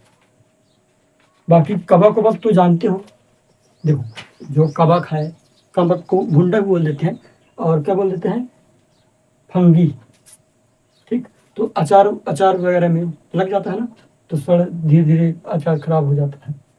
तो मम्मी लोग क्या करती हैं, उनमें या तो तेल डाल देती हैं अचार में या फिर नमक डाल देती हैं, तो जिस कारण से ये कवकों की वृद्धि नहीं हो पाती। ठीक, मैं बता दूं, जो कवक है ना वो पादप की श्रेणी में आते हैं। कवक आपने देखा ना, कवक इतने सारे कुकुर मुत्तर भी बोल देते हैं जिसे, तो देखो उनका हरा रंग तो नहीं होता, इसका मतलब क्या है, वो अपना भोजन प्रकाश की उपस्थिति में नहीं बना पाएंगे। अब जब प्रकाश की उपस्थिति में नहीं बना पाएंगे तो आखिरकार वो जिंदा कैसे होंगे? जाहिर सी बात है, जब वो प्रकाश संश्लेषण नहीं कर पा रहे हैं तो ये स्वयंपोषी नहीं कहलाएंगे, तो विषमपोषी कहलाएंगे। अब विषमपोषी के अंतर्गत किसमें आएंगे, मृतोपजीवी में। तो मृतोपजीवी की परिभाषा क्या थी, या तो वो जीव मृत जीवों से अपना पोषण प्राप्त करेंगे या फिर सड़े गले चीजों से। तो जो ये कवक है सड़ी गली चीजों से अपना पोषण या फिर अपने आप को जिंदा रखता है। या फिर ये कैसे स्थानों पर रहते हैं, नम स्थानों पर, जहां नमी की मात्रा बनी हो। ठीक ना, तो मम्मी लोग बोला करती है ना कि अचार में हाथ डाल के मत निकाला करो। काहे बोलती हैं, जानते हैं, देखो काहे बोलती हैं, क्योंकि हाथ में क्या होता है, मान लो आप हाथ धुल कर आए, ठीक है, ठीक है, आपने हाथ पोंछ लिया या फिर सूख गया थोड़ा बहुत, लेकिन आप ये जानिए कि हाथ में थोड़ी बहुत नमी तो बनी रहती है। फिर जब आप अचार को निकालोगे, एक दिन निकाले, 2 दिन निकाले, 3 दिन निकाले हाथ से, तो धीरे धीरे धीरे आपकी हाथ की नमी कहाँ चली गई, अचार में। और जब अचार में नमी चली गई तो धीरे धीरे धीरे धीरे वहाँ पास कवक, यानी कि मतलब कवक लगना शुरू हो जाएगा, क्योंकि कवक नम स्थानों पर पाए जाते हैं। जब पानी बरसता है तो देखते हो कुकुर मुत्ता जिसे बोल देते हैं, वही कवक। तो देखते हो आसपास नम स्थानों पर जहाँ पानी का माहौल बना रहता है वहाँ आसानी से उगाते हैं। तो अभी देखते हैं, नहीं तो फिर सीधा अध्याय के प्रश्न उत्तर पर चलेंगे। तो देखो हमने क्या क्या देख लिया, स्वयंपोषी के बारे में जान गए, क्लोरोफिल के बारे में जान गए, ये जो पीछे थे ना उसके बारे में, मृतजीवी रंध्र भी जान गए, सहजीवी संबंध तो अभी बताऊंगा, सहजीवी संबंध अगर किताब में दिया है तो ठीक है, नहीं तो फिर लास्ट में बताऊंगा, कोई दिक्कत नहीं। सहजीवी संबंध आप ये समझ सकते हो कि दो जीव आपस में रहते हैं और एक दूसरे को या तो आवास यानी कि स्थान और भोजन एक दूसरे के साथ शेयर करते हैं। दो भिन्न भिन्न जीव, जैसे कि काई नाम सुनी है, काय भी पेड़ पौधों पादप की श्रेणी में आते हैं। तो मान के इधर पास काई है, ठीक, इधर पास क्या क्या उगे हैं, भुंडा। अरे भुंडा ना कहते, हम ये बोलेंगे कि कवक, छतरी के आकार का रहता है ना, ऐसे छात्र के आकार का कवक, तो कवक भी है, इधर पास काय भी है। तो ये दोनों जीव एक दूसरे के साथ रहेंगे और दोनों को लाभ पहुंचाएंगे। तो क्या होगा, एक जीव दूसरे को ये तो भोजन देगा, एक जीव रहने के लिए जगह देगा। ये जो कवक है इसको काई रहने के लिए जगह देगी, काई को, बदले में जो काई भोजन बनाएगी वो किसको दे देगी, इस कवक को। देखो एक तो एक जीव है जो कि स्थान दे रहा है, मतलब रहने के लिए जगह दे रहा है, चलो आप रह लो, मतलब देखो थोड़ा समझाना थोड़ा दिक्कत हो जाता है। मान लो दो जीव है, सहजीवी संबंध के बारे में हो बात, तो सहजीवी संबंध की परिभाषा क्या है कि इसमें दो जीव आपस में एक साथ रहते हैं जिसमें कि आवास और भोजन का आदान प्रदान करते हैं। तो देखो जैसे ये एक जीव दूसरा जीव, ठीक, मान चलो इसने इसको रहने के लिए जगह दिया, इसने इसको रहने के लिए जगह दिया, तो बदले में पता क्या करेगा, यह इसके लिए भोजन का तलाश करेगा या फिर इसको भोजन देगा। तो एक दूसरे को लाभ पहुंचा रहे हैं ना, ऐसा तो समझ लो कि दो लोग अगर एक दूसरे को लाभ पहुंचा रहे हैं तो ये सहजीवी संबंध के अंतर्गत आएंगे। अभी देखो कि इसका नहीं देखते, अभी आपको उदाहरण देखते हैं। अपने क्लास में देखो, आप लोग किसी से पेन मांगे, चलो आपके पास पेन नहीं है तो किसी साथी से अपने पेन मांगे कि मेरे को पेन चाहिए, तो उसने आपको पेन दे दिया। फिर अगले दिन उसको आवश्यकता होगी, मान को चलो उसके पास पेंसिल नहीं है, चित्र बनाना है, तो वो आपसे मांगेगा कि पेंसिल मेरे को दे दो, तो आप भी उसकी मदद कर रहे हो, वो भी आपकी मदद कर रहा है, तो ये भी सहजीवी संबंध कह रहा है के अंतर्गत आ रहा है कि नहीं। तो हालांकि हम किताब वाला करेंगे तो समझने के लिए समझ गए ना सहजीवी संबंध अब क्या है। तो अब आते हैं प्रश्न उत्तर पर। तो अब इधर से यहाँ से स्टार्ट हो गया, बहुत चीज अपन ने पढ़ चुका। अब इधर आते हैं, जीवों को खाद्य की आवश्यकता क्यों होती है। तो इससे तो आप अंदाजे, खाद्य मतलब पता क्या है, खाना खाना। तो जीवों को खाने की आवश्यकता क्यों होती है, क्यों होती खाने की आवश्यकता, हम खाना क्यों करते हैं। चलो हम भी जीव है ना, आप अपने से अंदाजा लगाइए, हम खाना क्यों करते हैं, क्यों खाते हैं।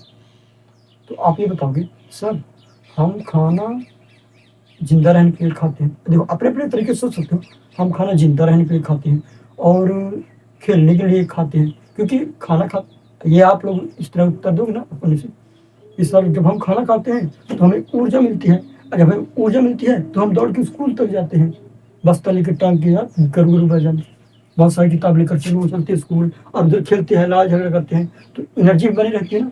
और जब हम छोटे थे भोजन भी किए, धीरे धीरे धीरे धीरे कितने बड़े हो गए, है ना, 6वीं क्लास में पहुंच गए ना, 7वीं क्लास में पहुंच गए, तो भोजन बहुत ज़्यादा कार्य कर रहा है ना, वृद्धि में भी कार्य कर रहा है, ऊर्जा भी दे रहा है, हाँ, जिंदा भी रख रहा है, तो भोजन बहुत सारा कार्य कर रहा है। तो इसको भी लिख देते हैं, थोड़ा मिटा दो।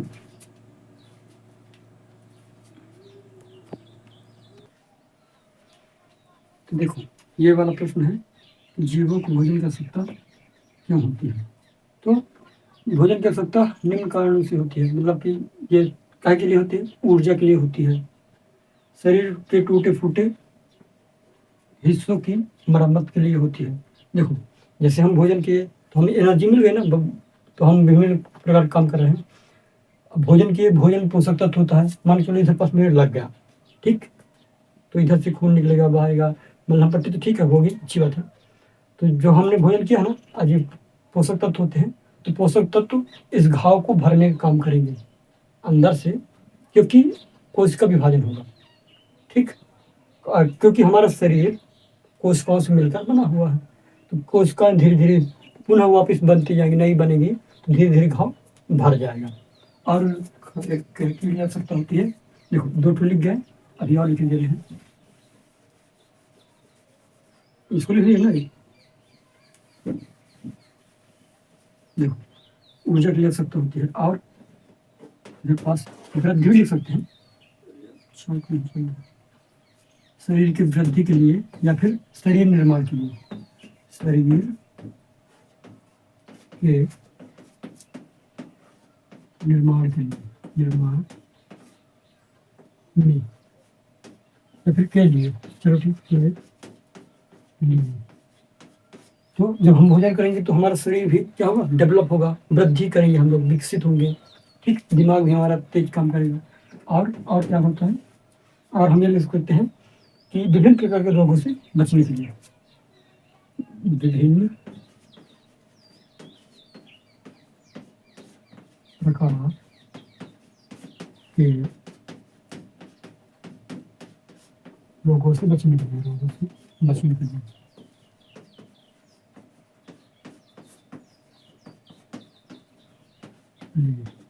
तो हम विभिन्न प्रकार के रोगों से बचेंगे जब हम, हमारा शरीर अच्छा रहेगा, हम भोजन करेंगे, पोषक तत्व हमारे सभी प्रकार के विटामिन है, खनिज लवण है, तो हम क्या करेंगे, हम विभिन्न प्रकार के रोगों से बच जाएंगे। कोई भी रोग हमारे ऊपर आया तो हम उसे फाइट करके जीत जाएंगे, हम नहीं, मतलब हमारी अंदर की जो कोशिकाएं हैं वो लड़ेंगी, ठीक। तो इसको भी मिटाते हैं। अब अगला क्वेश्चन देखते हैं। तो अगला क्वेश्चन बोल रहा है, परजीवी एवं मृत जीवी में अंतर। तो हमें अंतर एक दो ठो लिख देंगे, कोई दिक्कत नहीं है कि परजीवी और मृत जीवी में अंतर क्या है। तो परजीवी भी आप जान गए हो, मृत जीवी भी जान गए हो, अब अंतर हम लिख देंगे।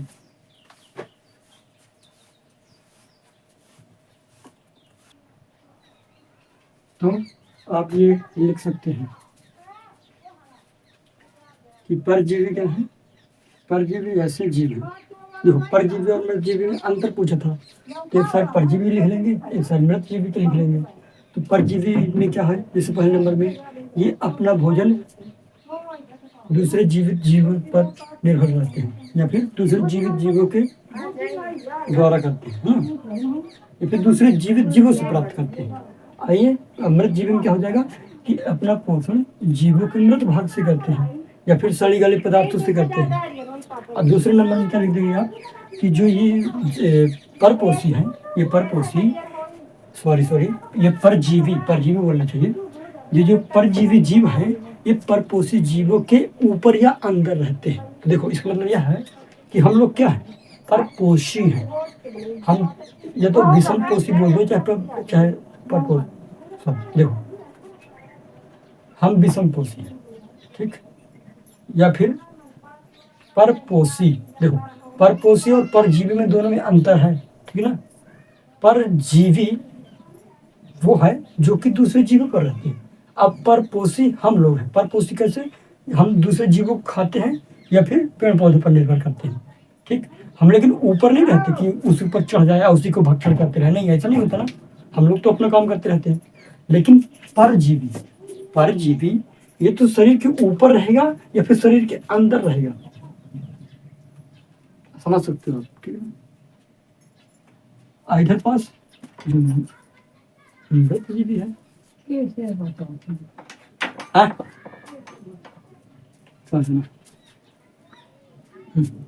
ये मृतजीवी है तो ये सड़े गले स्थानों पर पाए जाएंगे या फिर कोई जीव मर गया है तो उसी के ऊपर अपना निवास कर लेंगे, अपना पोषण प्राप्त करेंगे। देखो इसका उदाहरण क्या है, अमर बेल है। और तीसरे नंबर पॉइंट है ना, तीसरे पॉइंट पर इधर पास लिख देंगे कवक, जीवाणु, ईस्ट, सूक्ष्म जीव ले सकते थे। देखो कवक, जीवाणु दिख रहा है क्या आपको? एक सेकेंड, जीवाणु नहीं दिख रहा तो जीवाणु देखो यहाँ, मैं यहाँ पास लिख दे रहा हूँ जीवाणु नहीं दिख रहा। जीवाणु इस तरह होता है, जी फिर वाणु, जीवाणु। तो ये जीवाणु यहाँ पास लिख लेना, ठीक है ना, इधर इस तरह होता है जीवाणु। तो चलिए ये भी खत्म होता है। अब आते हैं तीसरे प्रश्न पर। जीवाणु वो है। अब आते हैं तीसरे प्रश्न पर, एक सेकेंड। फिर प्रश्न नंबर तीसरा, तीसरा बोल रहा है, आप पत्ती में मंड यानी कि स्टार्च की उपस्थिति का परीक्षण कैसे करेंगे? तो इसमें अपने पास तो सिस्टम नहीं है कि हम कैसे बताएं प्रैक्टिकल करके, तो लिखना पड़ेगा। लेकिन लिखना तो आखिर पड़ेगा ना, तो आप यहाँ पर लिख सकते हो। यहाँ पर कहीं परीक्षण दिया था,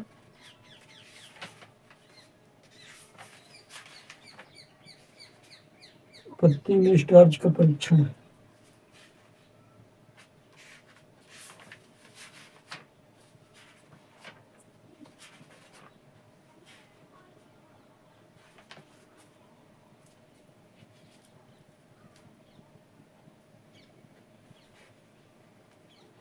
तो आपको यहाँ से लिखना पड़ेगा, ये वाला लिखना पड़ेगा, ठीक।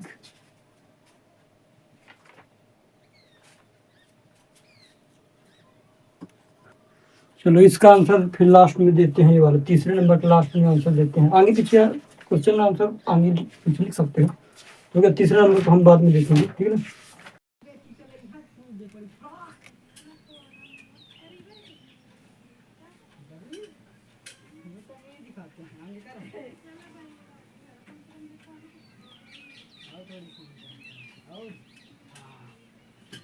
पहले तो हम चौथा नंबर देख लेते हैं। तो चौथा नंबर क्या बोल रहा है, हरे पादपों में खाद्य संश्लेषण प्रक्रम का संक्षिप्त विवरण दीजिए। यानी कि वही बताना है कि हरे पादप अपना भोजन कैसे बनाते हैं। तो देखो शुरू में तो आपको बताया था, डेमो जब बताया था कि विभिन्न प्रकार की चीज़ों का इस्तेमाल करके भोजन अपना बनाते हैं पेड़ पौधे। सूर्य का प्रकाश भी चाहिए, पानी भी चाहिए, खनिज भी चाहिए, कार्बन डाइऑक्साइड भी चाहिए, पत्तियों का हरा रंग काहे होता है ये भी बताया गया था। सूर्य में जो उपस्थित ऊर्जा है वो पत्ती संग्रहित करती है, फिर जब खाना बना लेती है तो स्टोर करती है ना।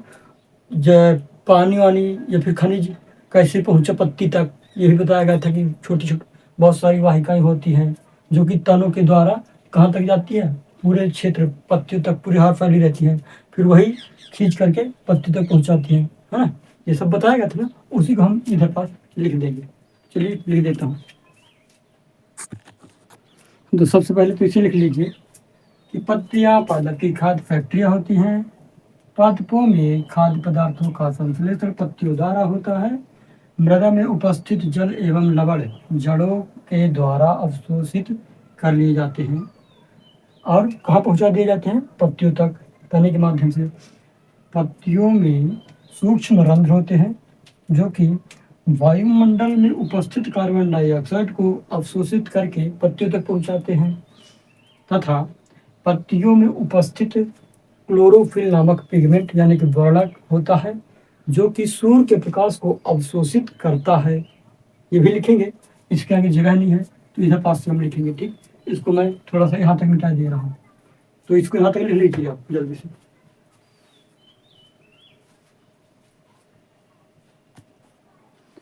तो इधर पास आप ये लिख दोगे कि सूर्य जो क्लोरोफिल है सूर्य के प्रकाश को, सूर्य की जो प्रकाश होता है उसकी ऊर्जा को पत्तियों तक पहुंचाता है, और जब पत्तियों तक ऊर्जा पहुंच चुकी है तो जल, खनिज और कार्बन डाइऑक्साइड की सहायता से पत्ती अपना भोजन बना लेती है। ठीक, प्रकाश संश्लेषण तो आप देख ही चुके हैं, ये तो भोजन बनाने की प्रक्रिया देख रहे हैं। ठीक, तो चलिए इसे ये भी हो गए।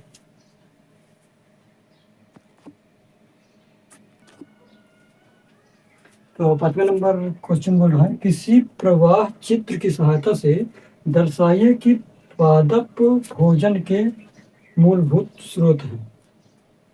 किसी प्रवाह चित्र की सहायता से दर्शाइए कि पादप भोजन के मूलभूत स्रोत हैं। तो इससे तो अभी तो नहीं, इसमें थोड़ा टाइम लग जाएगा क्योंकि इसका मैंने देखा नहीं अच्छे से।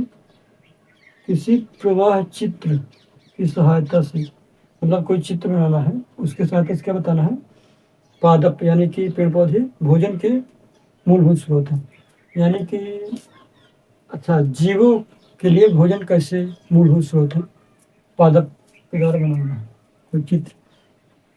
तो चलो अभी तो इसको नहीं बता रहा,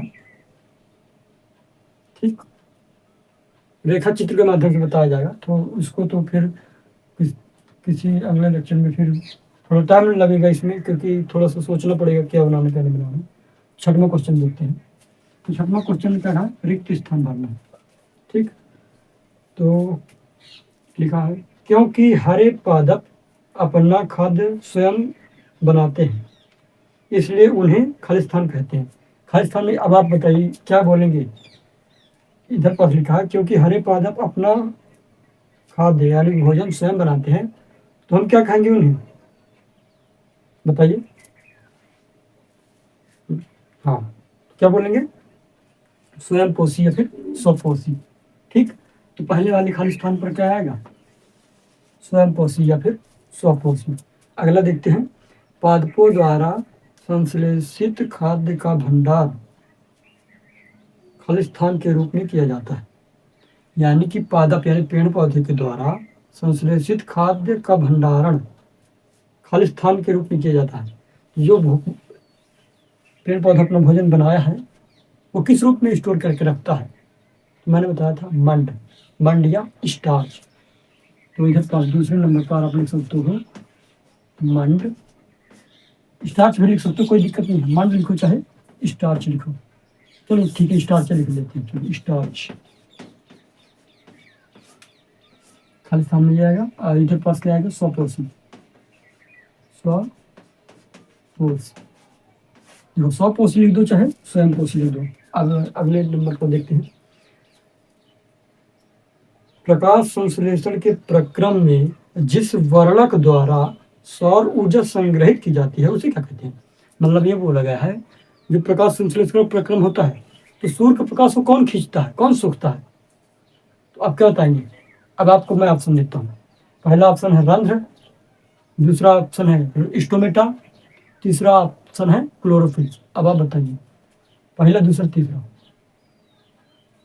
रंध्र, स्टोमेटा की क्लोरोफिल। तो जिसने तीसरा नंबर बोला उसका सही है क्लोरोफिल। फ्लोरो, क्योंकि रंध्र क्या करते थे, रंध्र तो गैसों का आदान प्रदान करते थे। भूलो नहीं, थोड़ा याद रखो। हाँ, अगला, प्रकाश संश्लेषण में पादप वायुमंडल से खलिस्तान लेते हैं तथा खलिस्तान उत्पादन करते हैं। मैंने आपको पहले बताया था। तो बताइए, प्रकाश संश्लेषण में पादप वायुमंडल से क्या चीज ग्रहण करते हैं? जब प्रकाश संश्लेषण की क्रिया हो रही थी तो क्या चीज ले रहे थे? CO2। और क्या चीज ग्रहण कर रहे थे, अब क्या चीज छोड़ रहे थे? ये तो ग्रहण कर रहे थे, अब क्या चीज छोड़ रहे थे बताइए? O2, यानी कि ऑक्सीजन। तो पहले वाले में लिख लोगे, पहले खाली स्थान में लिख दोगे कार्बन डाइऑक्साइड। मैं कार्बन डाइऑक्साइड नहीं लिख के, मैं चलो लिखे देता हूँ, कार्बन डाई ऑक्साइड ऑक्साइड, ये पहले खाली स्थान हो गया। और दूसरे खाली स्थान में क्या था? ऑक्सीजन,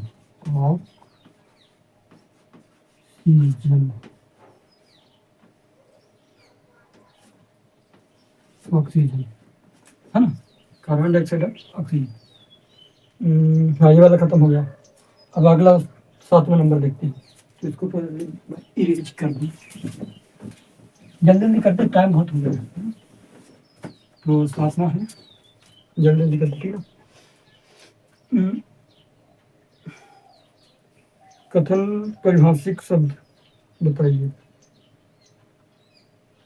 निम्न कथनों से संबद्ध परिभाषिक शब्द बताइए। पीत दुर्बल तने वाला परजीवी पादप, तो कौन सा है? पीत दुर्बल वाला परजीवी पादप कौन था? अमरबेल था।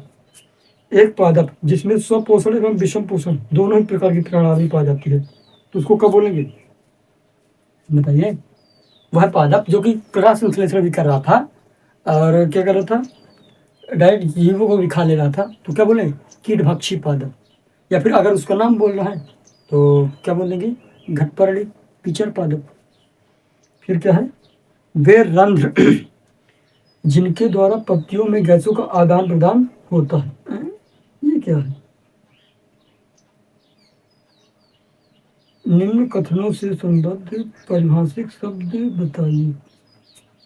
वे रंध्र जिनके द्वारा पत्तियों में गैसों का आदान प्रदान होता है। अच्छा, बैटरी कम हो गया, थोड़ा सा इसको देखता है, 1 मिनट।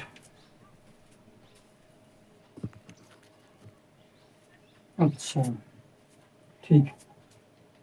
पर्णरंध्र, पर्णरंध्र आएगा। तो पहले वाले में क्या आएगा? 7वीं के पहले वाले में तो पीस तने वाला परजीवी बताना था, तो परजीवी कौन था? अमरबेल था, अमरबेल। ठीक। नंबर अगला है, एक पादप जिसमें स्वपोषण एवं विषम पोषण दोनों प्रणाली पाई जाती है, तो उस पादप का नाम बताना है। तो कौन सा पादप था? घटपर्णी या फिर पिचर पादप, पिचर पादप या फिर घटपर्णी, घटपर्णी, पिचर पादप बोले तो घटपर्णी। या फिर इसमें तो ये बोला गया था वे रंध्र, मतलब उस रंध्र का नाम बताना है जिसके द्वारा गैसों का आदान प्रदान होता है। तो किसके द्वारा गैसों का आदान प्रदान होता है? पर्ण रंध्र। ये जो दिखाते हैं पर्ण रंध्र, पर्ण मतलब पत्ती, रंध्र पत्तियों में उपस्थित रंध्र, यही होगा।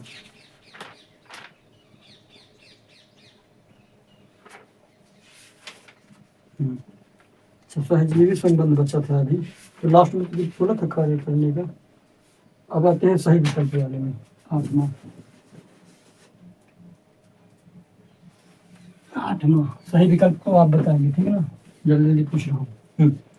अमरबेल उदाहरण है, किसका उदाहरण है बताइएगा?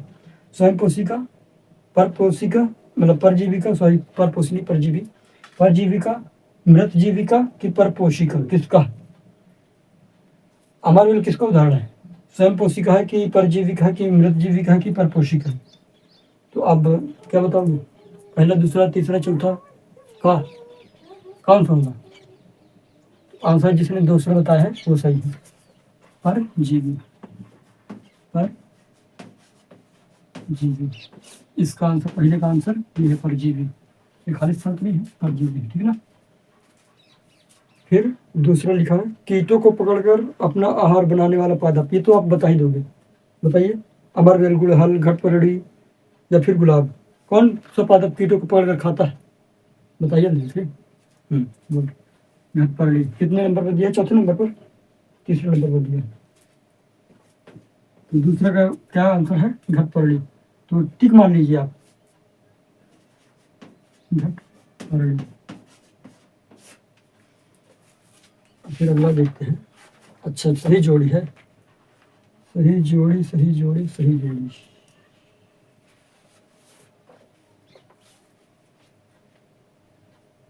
फिर सत्य सत्य है, सही जोड़ी। आप जल्दी मिला लीजिएगा, ठीक है ना, मैं बता दे रहा हूँ, जल्दी जल्दी। देखो, क्लोरोफिल, तो क्लोरोफिल कहाँ होता है? आपके पत्तियों में। तो पत्ती लगाइए, ठीक। चलो मैं लिखे दे रहा हूँ, टाइम बहुत टाइम लग जाता है। नौवीं का उत्तर, नौवा है, क्या क्या है? पत्ती, क्लोरोफिल, नाइट्रोजन, अमरवेल। क्लोरोफिल, नाइट्रोजन, नाइट्रोजन, अमरवेल, अमरवेल। और क्या है? जंतु कीट भक्षी, सॉरी, जंतु कीट भक्षी, कीट भक्षी। तो देखो, क्लोरोफिल, तो डायरेक्ट मैं आंसर बता रहा हूँ, ठीक है ना।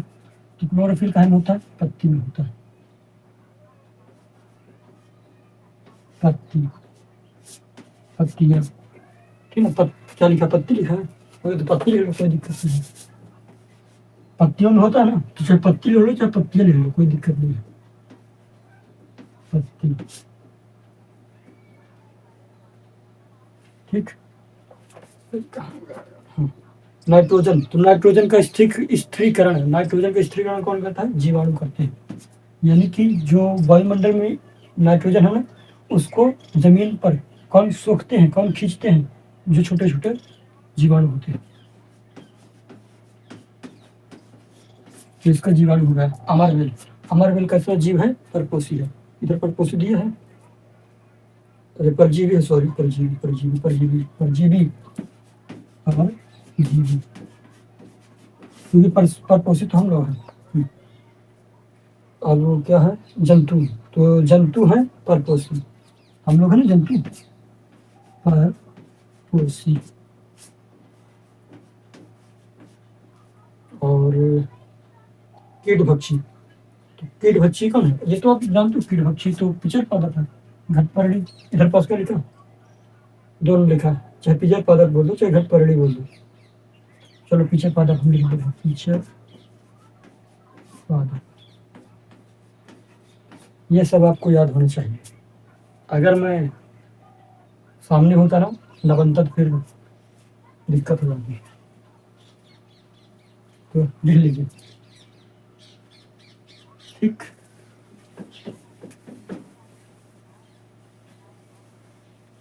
अब अगला 10वां नंबर क्वेश्चन, बहुत ज़्यादा है, सत्तर सत्तर बताना जल्दी जल्दी, ठीक है, बहुत टाइम हो गया, कम से कम 1.5 घंटे होने लगे शायद। प्रकाश संश्लेषण में कार्बन डाइऑक्साइड मुक्त होती है। अब सत्य सत्य बताना, हाँ ना में उत्तर, ठीक है। मैं इधर सत्य सत्य नहीं लिखूंगा, इस तरह बना के ये सत्य वाला चिन्ह हो जाएगा, ये सत्य वाला, आप लोग सत्य सत्य लिखोगे, ठीक है। कितने क्वेश्चन है? 4, 1 2 3 4। मैं फिर बताऊँ, पहले आपसे पूछूं फिर मैं बताऊंगा। हाँ, प्रकाश संश्लेषण में कार्बन डाइऑक्साइड मुक्त होती है। तो प्रकाश संश्लेषण में क्या कार्बन डाइऑक्साइड निकलती है? तो सही है कि गलत है? बताइए, सही है कि गलत है? गलत है, असत्य। क्योंकि ऑक्सीजन निकलती है, ठीक है ना। ऐसे पादप जो अपना भोजन स्वयं संश्लेषित करते हैं मृतजीवी कहलाते हैं। जो अपना भोजन खुद बना लेते हैं, क्या वो जीव मृत जीव कहलाते हैं? तो सही है कि गलत है? इसमें सही लिखा है कि गलत लिखा है? गलत लिखा है, असत्य है। चलो, प्रकाश संश्लेषण का उत्पाद प्रोटीन नहीं है। क्या प्रकाश संश्लेषण से प्रोटीन निर्मित होता है? इसमें लिखा प्रकाश संश्लेषण से प्रोटीन उत्पाद नहीं है। तो सही बोला कि गलत बोला है? सही बोला है, क्योंकि क्या निकलता है प्रकाश संश्लेषण से? क्या निकला था? स्टार्च, मंड, है ना, कार्बोहाइड्रेट के जो प्रकार, कार्बोहाइड्रेट है एक प्रकार का। फिर है प्रकाश संश्लेषण में सौर ऊर्जा का रासायनिक ऊर्जा में रूपांतरण होता है। बिल्कुल सही है। प्रकाश संश्लेषण का रासायनिक में परिवर्तन, जो हम भोजन करते हैं ना, फिर रासायनिक प्रक्रियाएं होती हैं, फिर तब हम इतने एनर्जी हो जाती है हमारे अंदर, ठीक है ना। लिख लीजिए इधर पास इस तरह लिखिएगा असत्य। हाँ, आइए जिधर इधर दोनों असत्य सत्य हैं, आइए दोनों सत्य सत्य हैं, सत्य। चलो ये भी कंप्लीट हो गया। 10वां वाला कंप्लीट हो गया। 11वां, 11वां है ना? हाँ 11वां और है 12वां। तो सही विकल्प चुनना जल्दी जल्दी। तो पादप के किस भाग द्वारा प्रकाश संश्लेषण हेतु वायु से कार्बन डाइऑक्साइड ली जाती है? तो कौन से भाग के द्वारा कार्बन डाइऑक्साइड ली जाती है? मूल द्वारा, मूल रोम द्वारा, रंध्र द्वारा, पर्णशिराएं द्वारा, या फिर बाह्य दल द्वारा? तो बाह्य दल द्वारा तो लिया नहीं जाएगा। रंध्र, स्टोमेटा, तो पहले वाले में होगा रंध्र, रंध्र। स्टोमेटा मैं अपने से लिखा दे रहा हूँ, ठीक है ना, ताकि कभी भूले नहीं। स्टोमेटा, इंग्लिश में बोलते हैं स्टोमेटा, रंध्र या स्टोमेटा। हाँ। वायुमंडल से मुख्यतः जिस भाग द्वारा पादप कार्बन डाइऑक्साइड प्राप्त करते हैं वह है। तो वायुमंडल से जो पादप का भाग है वह कौन सा भाग है जो वायुमंडल से कार्बन डाइऑक्साइड को ग्रहण करता है? क्या जड़, तना, पुष्प, या फिर पत्तियां? तो वह कौन सा भाग है जो कि कार्बन डाइऑक्साइड को खींचता है? तो आप बोलोगे सर जी पत्तियां हैं, तो बिल्कुल पत्तियां। इधर पास पत्ती लिखा है, पत्तियां लिखा है। चलो ठीक है, क्योंकि बहुत सारे, चाहे पत्ती लिख दो चाहे पत्तियां लिख दो, कोई बराबर बात है। तो चलो ये आपका फाइनल हो गया। फिर आगे पढ़ेंगे अपन लोग प्राणियों में पोषण। इसको पढ़ के आइएगा भैया, बहुत जरूरी है, क्योंकि हम अपना पोषण देखेंगे कि आखिरकार हम भोजन कैसे पचा पाते हैं, है ना। तो चलो, आशा करता हूँ कि आप सभी को समझ में आया होगा। अगर समझ में आया है तो आप अपनी राय कमेंट में बताइए। थैंक यू यहाँ तक बने रहने के लिए। समझ में आया तो अच्छी बात है, नहीं आया तो कोशिश करूँगा अगर आप बताएंगे तो कि आया कि नहीं आया। बाकी best of luck, thank you.